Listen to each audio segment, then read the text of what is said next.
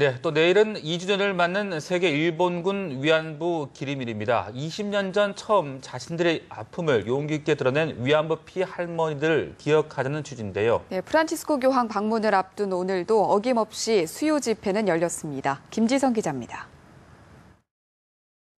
1991년 8월 14일, 일본군 위안부 피해 할머니들이 조용히 세상 밖으로 걸어 나왔습니다.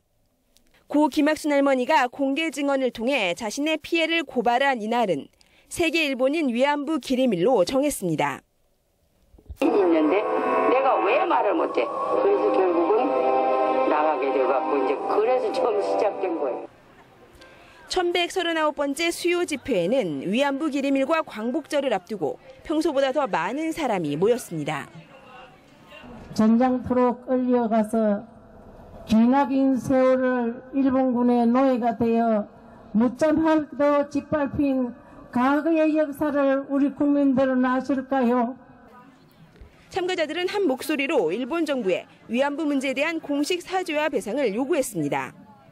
전 세계 7개국 14개 도시에서도 연대 집회가 열렸고 북한 민간단체도 지지의 메시지를 보내왔습니다. 진실 앞에 눈 감은 일본 정부가 무능한 방관자가 되어 한국 정부가 이 시간에도 곳곳에서 생명과 인권을 유린하는 전쟁 세력들이 이 평화의 외침에 동참할 것을 촉구하며 정대협은 위안부 문제 해결을 촉구하는 서명 150만 명분을 일본 대사관에 전달했습니다. 이번에 우리나라를 찾는 프란치스코 교황도 방한 마지막 날 미사를 통해 일본군 위안부 피해자들을 만날 예정입니다. 뉴스와이 김지선입니다. 태평양 전쟁 당시 일제징용당한 한국인들이 반란을 일으키고 탈출한 기록이 확인됐습니다. 당시 징용 노동자들은 굶주림에 시달리다 인육을 먹는 상황까지 내몰렸는데요. 네, 일제 만행이 고스란히 기록으로 드러났습니다. 한혜원 기자입니다.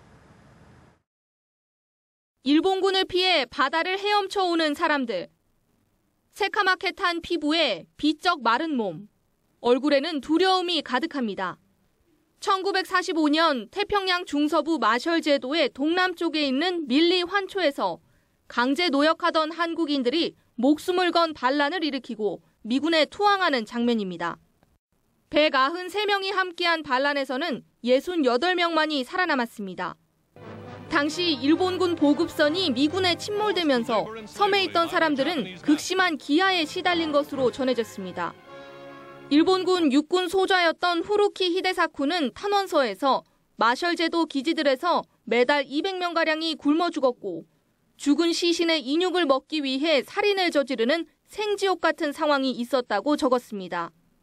일본인이 조선인을 잡아먹었다는 그런 이제 소문이 돌게 되고 그것에 두려움을 느낀 조선인들이 45년도 3월 달에 봉기를 일으키게 됩니다. 미군 포로에게 이루어진 생체 실험에 대한 문서도 공개됐습니다.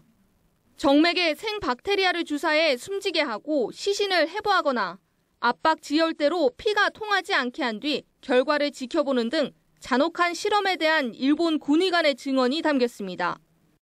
또 대규모 부대뿐만 아니라 소규모 부대에서까지도 생체 실험을 진행했다는 점에서 일본군의 생체 실험의 어떤 이 범위나 이 어떤 이런 것이 상당히 광범위했다, 이런 걸 보여주는. 증언으로만 전해지던 일본군의 만행이 생생한 기록으로 확인됐습니다. 뉴스와이 한혜원입니다.